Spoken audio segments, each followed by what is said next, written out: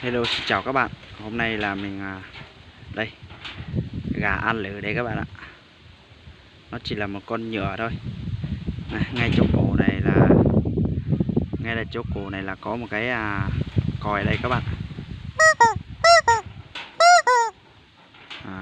Rất là buồn cười không các bạn? Nó kêu rất là chất luôn các bạn. Gà ăn lử các bạn ạ. Đấy.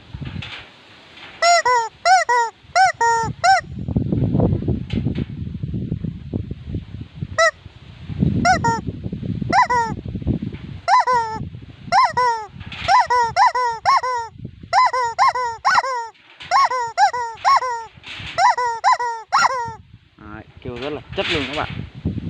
Gà ăn lử rất là chất luôn.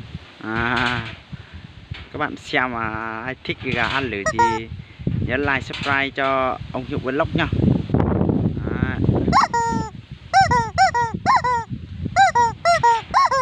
Kêu rất là chất luôn các bạn.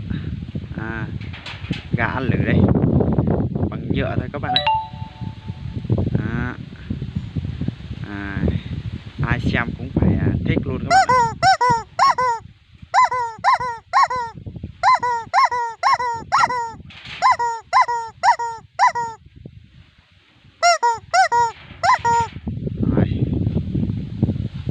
Và miệng rất là to luôn các bạn. Chân trắng.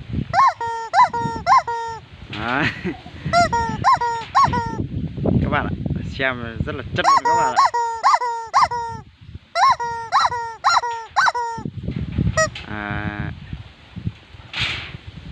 Kêu rất là chất luôn. Và bây giờ hẹn gặp lại các bạn trong những video tiếp theo nha. Bye bye. Bye bye nha.